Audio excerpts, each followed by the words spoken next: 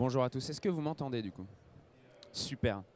Moi je me présente, je m'appelle Aurélien Bozio, je suis chez BPI France et je suis responsable de définir les convictions de BPI France sur comment est-ce que BPI France peut aider à décarboner l'industrie et en accompagnant les entreprises et les entrepreneurs de France. Donc là on est sur cet espace de pitch, on va avoir et on va assister à 3 présentations par des chefs d'entreprise, par des entrepreneurs qui poussent justement des solutions pour décarboner l'industrie. Donc là, on est sur l'industrie lourde. On va avoir tout au long de la journée un ensemble de pitch pour décarboner l'industrie lourde, pour décarboner l'agroalimentaire et aussi les solutions numériques pour pouvoir décarboner l'industrie. Donc le premier intervenant qui va venir, c'est donc Christophe qui est juste ici, qui vient vous présenter Élise Énergie. Donc je lui laisse la parole pour présenter tout ça.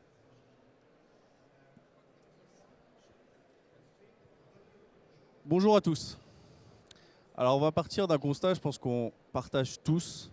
Le dérèglement climatique a atteint un niveau sans précédent, a atteint un rythme sans précédent. Pour limiter ses impacts, mais aussi pour construire ensemble un avenir durable, nous connaissons le chemin. Nous devons décarboner massivement notre économie. Nous devons sortir des énergies fossiles et nous devons le faire aujourd'hui.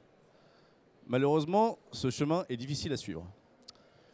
Tout comme l'électricité, mais aussi le chauffage, l'industrie lourde et les transports doivent se décarboner.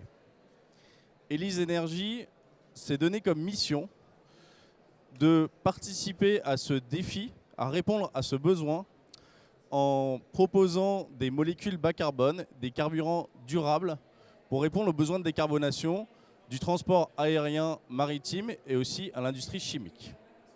Alors je voudrais juste mentionner 2 chiffres, 603, 600 kilotonnes ou 600 000 tonnes de méthanol sont méthanol fossile, donc produit à partir de gaz naturel ou de charbon, sont importés annuellement en France pour répondre aux besoins de l'industrie chimique. Le méthanol de formule chimique CH3OH est une molécule qui est utilisée dans la fabrication de nombreux produits du quotidien, comme les résines, les peintures. Vous pouvez aussi le retrouver dans les pièces automobiles et dans les cosmétiques. Le méthanol peut aussi être utilisé comme carburant. 3%, c'est la part des émissions de gaz à effet de serre dues au transport maritime annuellement, mondialement. Alors qui sommes-nous chez Élise Énergie? Élise Énergie, nous sommes une PME française, industrielle, pionnière dans la production de molécules bas carbone. Nous développons, nous concevons, nous finançons, nous construisons et nous opérons des usines de production d'iméthanol, d'électrométhanol ou de e-biokérosène, un carburant d'aviation durable. Ces molécules qui sont produites à partir d'électricité, qui peuvent être de l'électricité renouvelable ou de l'électricité nucléaire, électricité bas carbone, et de carbone venant recyclé venant de l'industrie ou de la biomasse, permettent de décarboner les secteurs durs à décarboner, tels que le transport maritime et aérien, et aussi l'industrie chimique. Donc nous sommes présents en France, au Portugal et en Espagne, et nous avons un portefeuille de projets d'iméthanol et de e-biokérosène. Aujourd'hui, je vais vous dire quelques mots sur le projet EM-Rhône, électrométhanol Rhône, qui est un projet qui est situé sur la plateforme chimique des Roches-Roussillon, qui est une plateforme chimique située à 60 km au sud de Lyon. Elle est située donc sur l'axe Méditerranée-Rhône-Saône, un axe stratégique. Et ce projet vise à produire 150 000 tonnes par an d'électrométhanol. Il est composé, ce projet, de 3 briques. Premièrement, le captage de CO2 et le traitement de CO2. Le CO2 sera capté au niveau de la cimenterie de Lafarge du Teil, située en Ardèche, environ à 100 km au sud du projet. Deuxièmement, la production d'hydrogène par électrolyse de l'eau via de l'électricité bas carbone. Et troisièmement, la synthèse de méthanol à partir de CO2 importé et de cet hydrogène. Le projet répond à 3 enjeux extrêmement forts. Premièrement, décarboner notre industrie. Donc l'électrométhanol est à destination du secteur de la chimie, mais aussi du maritime. Il permettra de remplacer du méthanol fossile et permettra d'éviter sur l'ensemble du cycle de vie environ 2,3 millions de tonnes de CO2 sur 10 ans. Deuxièmement, il acte sur la souveraineté énergétique. Nous produirons une molécule localement, en Isère, qui permettra de substituer les importations de méthanol. Donc ça pourrait permettre de substituer jusqu'à 25% de la consommation annuelle française, qui est de 600 000 tonnes, comme je l'ai dit précédemment. Et dernièrement, réindustrialiser. Le projet vise un investissement de 700 millions d'euros et permettra de créer 320 emplois directs et indirects lors de la phase d'exploitation. Ce projet est aussi inclus et s'inscrit dans l'écosystème local et s'intègre avec les infrastructures existantes, notamment, premièrement, le CO2 est capté au niveau de la cimenterie de Lafarge. Ça permettra de donner un débouché à ce CO2. Deuxièmement, on s'inscrit sur la plateforme des Roches-Roussillon, gérée par le groupement d'intérêt économique Osiris, et on utilisera l'ensemble des services mutualisés au sein de la plateforme, type utilité, services pompiers, etc. Et le troisième point, c'est qu'on utilisera aussi l'infrastructure existante, ferroviaire notamment, mais aussi de transport via le Rhône, puisqu'on est situé à quelques centaines de mètres du fleuve. Donc voilà, en conclusion, le projet EM-Rhône est un exemple concret de décarbonation, de transition énergétique. Les solutions basées sur l'électrométhanol et aussi le e-kérosène sont des solutions disponibles qui permettent de réduire nos émissions de gaz à effet de serre de l'industrie lourde, mais aussi du transport. Et je vous remercie de votre attention. Et n'hésitez pas si vous avez des questions. Merci beaucoup Christophe. Du coup, si vous avez des questions, on a le temps pour une question. Si pas de main qui se lève, en tout cas, merci beaucoup Christophe et merci beaucoup à Élise Énergie. On enchaîne du coup avec Monomeris Chemicals et donc je laisse la place à Olivier pour vous présenter son projet. Bonjour à tous, c'est bon, vous m'entendez? Donc je vais vous présenter la société Monomeris Chemicals. Donc nous attaquons en fait un marché qui est une grosse problématique française, européenne et mondiale, c'est celle des déchets plastiques. Donc qu'est-ce que nous faisons concrètement? Nous avons inventé une solution qui est suite à 5 ans à peu près de recherche et développement, qui permet en fait de recycler tout type de déchets plastiques en mélange.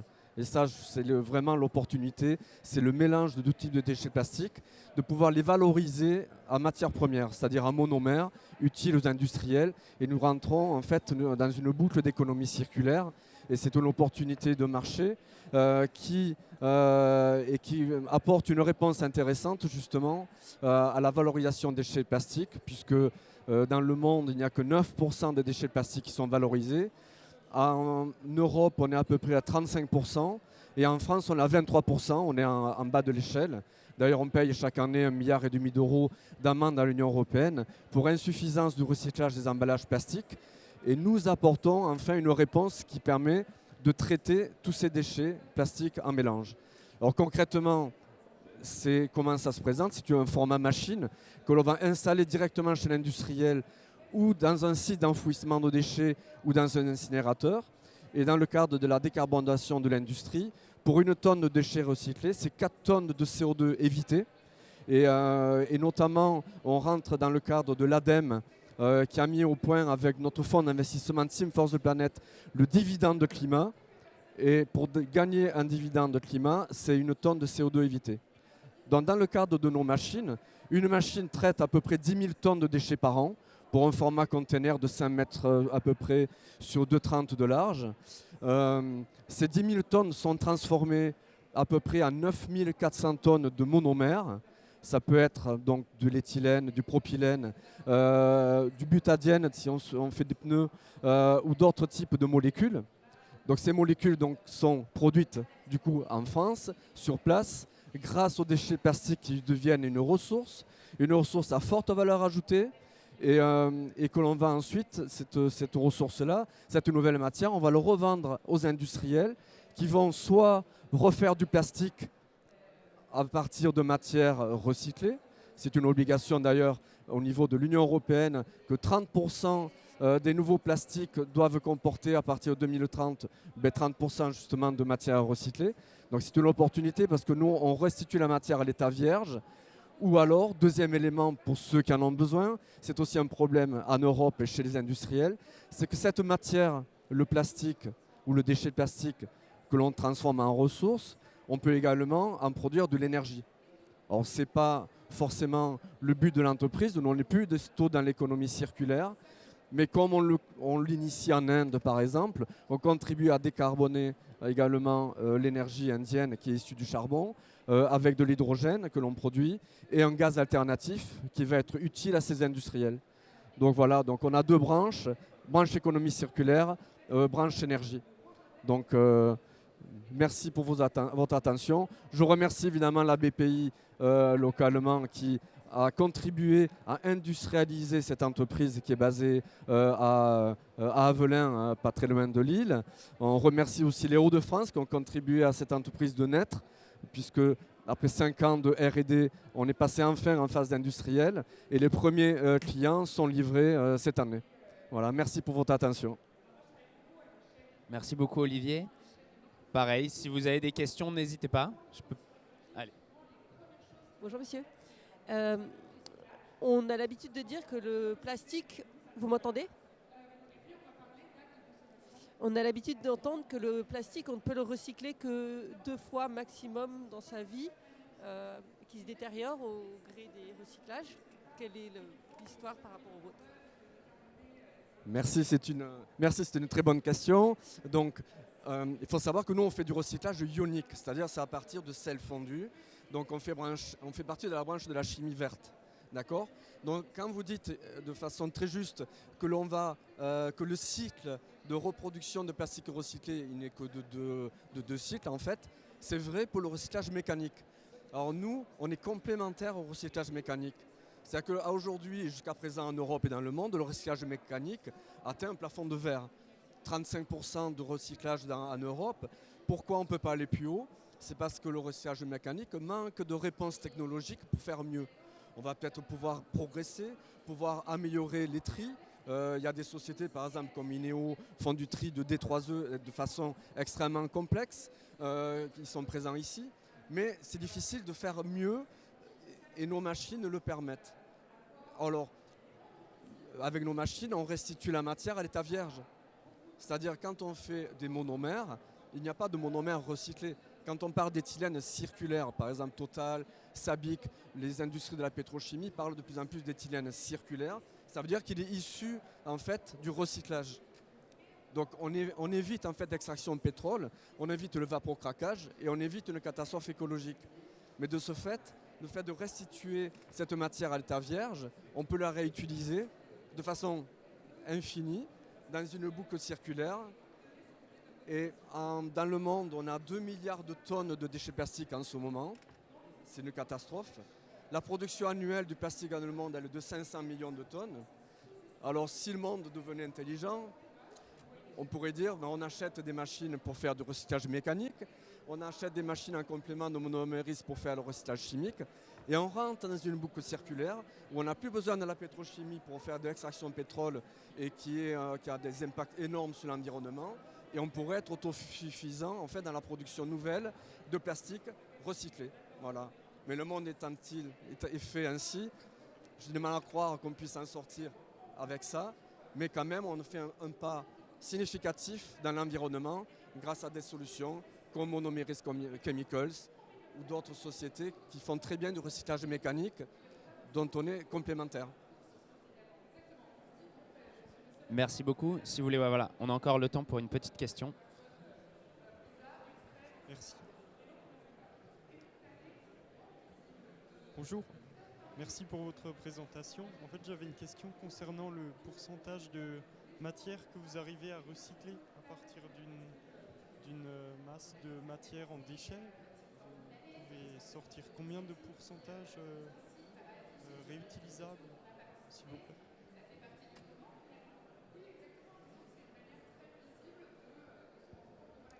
Merci. Encore une très bonne question. Merci de l'avoir posée. En fait, nos machines ont un rendement de 94%. D'accord? Donc, Alors pourquoi? Je dirais que finalement c'est simple, parce que sans dégrader le potentiel de notre technologie, le plastique en fait il est gorgé de matière, il est gorgé d'or finalement. Quand je prends l'exemple des D3E, je reviens encore ici parce que y a M. Eman de INEO qui est présent ici.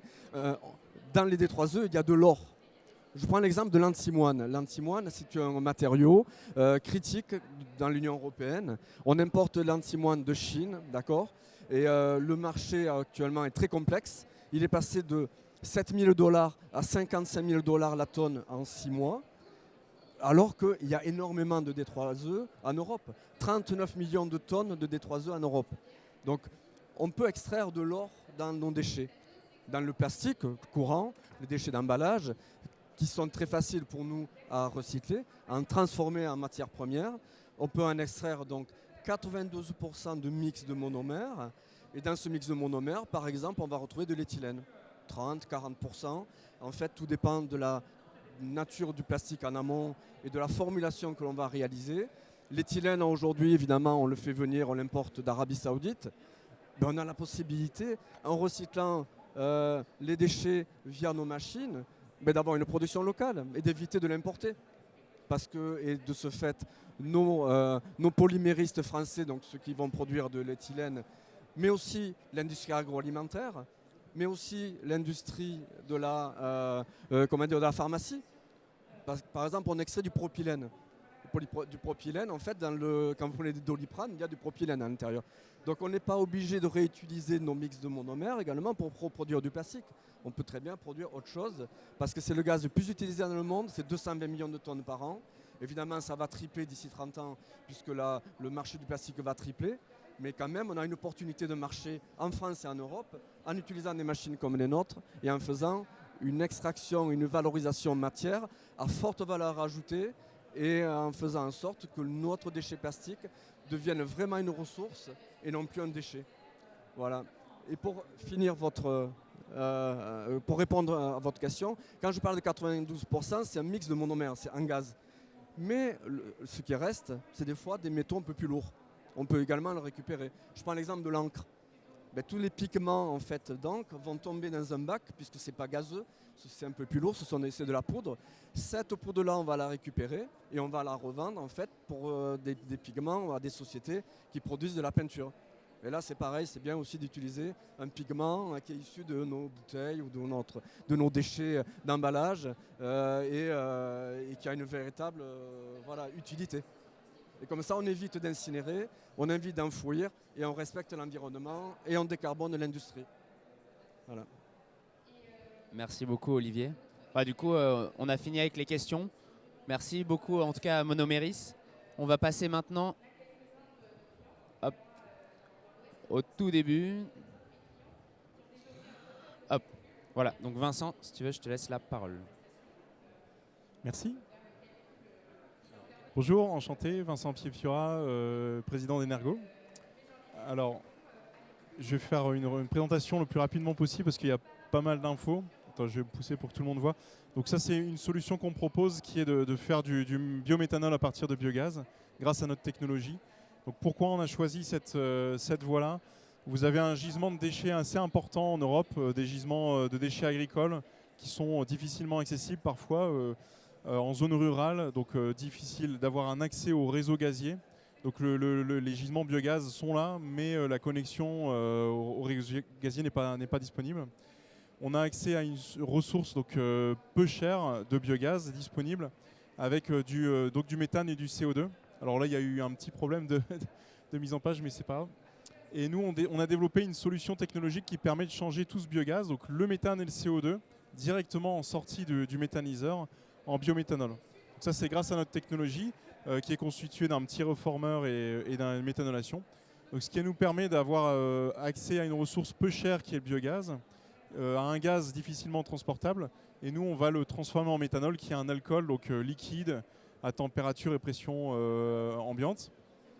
Cet alcool est ensuite transporté vers des utilisateurs, donc le monde de la chimie, ou ensuite transformé vers les carburants d'aviation durable comme le SAF. Donc ce qui est important, c'est quand on va produire de la chimie et quand on fait de la décarbonation, finalement, on parle beaucoup de solutions, mais derrière, il y a le prix de la molécule. Et même s'il y a plusieurs solutions disponibles, il n'y en aura pas une qui va gagner, il y en aura plusieurs qui vont gagner, mais le prix derrière est important. Et derrière le prix, il y a aussi l'efficacité énergétique. Donc vous avez par exemple pour produire du biométhanol, ce qui se fait actuellement, une ressource bois qui est utilisée avec un pas très bon rendement, mais ça marche quand même. Alors il faut faire quand même attention aux réglementations européennes parce qu'on ne peut pas couper des forêts pour faire du biométhanol, il faut absolument que ce soit des déchets. Donc le déchet bois est accessible, mais quand même pas si accessible que ça. Et surtout, il y a une problématique de transport vers l'unité de fabrication de biométhanol. Il y a une solution donc, qui est les électrométhanol, qui demande des ressources importantes en électricité, avec une électrolyse qui n'est pas très efficace énergétiquement parlant, et avec aussi une perte de cette méthanolation qui est exothermique, donc avec beaucoup de chaleur qui est générée.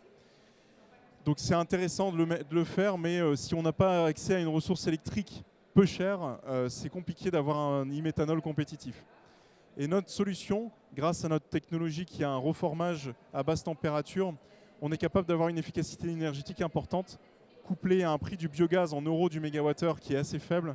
Donc on est capable de faire un e-méthanol assez compétitif. Donc ici, c'est juste pour vous donner quelques informations sur les coûts, parce qu'on trouve que c'est important. On peut avoir un biogaz brut qui est entre 50 et 70 euros du mégawattheure en France et en Europe. En France, c'est plutôt 70, en Pologne, ce serait plutôt 50. On est capable, grâce à notre technologie qui est assez efficace, avec un rendement autour des 70%, d'avoir un biométhanol autour des 700 à 800 euros la tonne, donc qui est compétitif par rapport au marché. Et derrière, d'avoir des prix du SAF qui seront potentiellement autour des 3000. Le SAF actuellement est vendu 4000 euros la tonne aux compagnies aériennes, donc c'est vraiment ça qui est compétitif. Donc notre procédé, vous l'avez compris, il est petit, il s'adapte au monde du biogaz et on veut construire une usine ici en région pour pouvoir standardiser notre procédé et produire des centaines d'unités qui seront déployées partout en Europe. On a actuellement un démonstrateur en cours de démarrage qui fait une demi-tonne jour et on a un premier projet qui démarrera dans la région qui fait 2300 tonnes par an. Donc notre objectif, c'est d'en déployer des centaines partout en Europe. Alors Energo, c'est une... Oula, il y a vraiment eu un problème de mise en page. C'est une société qui est issue du monde académique, Chimie Paris. On est basé à Lille, mais également à Lyon. On met en place une technologie de plasma catalyse. Donc venez nous visiter, n'hésitez pas à nous solliciter. On est capable aussi de faire plein d'autres chimies. Tout ce qui va être CO2, on peut faire du e-méthane, du e-méthanol, du biométhanol. On est capable de craquer l'ammoniac et l'H2S pour faire de l'hydrogène. Et on est aussi capable de revitaliser tous vos off-gaz, des gaz de pyrolyse, des gaz de raffinerie. Vraiment, on est capable de transformer ces gaz-là. On travaille sur des gens qui font de l'amiante aussi. On peut faire d'autres molécules. Voilà, n'hésitez pas si vous avez des questions.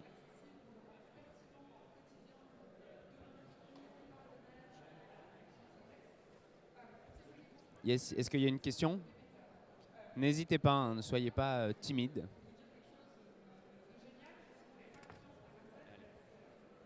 Bonjour. Aujourd'hui, est-ce que vous avez déjà commercialisé vos solutions et quelles sont votre typologie de clientèle?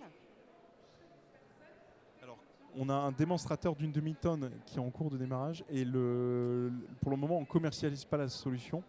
On est à une étape commerciale, mais on investit en fonds propres grâce à notre levée de fonds sur cette unité. Donc elle est en cours actuellement d'ingénierie, construction cette année. Elle sera déployée l'année prochaine.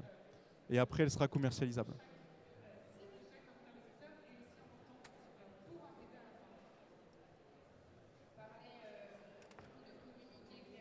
D'autres questions? Bon, sinon, merci beaucoup en tout cas Vincent. Merci à tous d'avoir écouté cette session de pitch.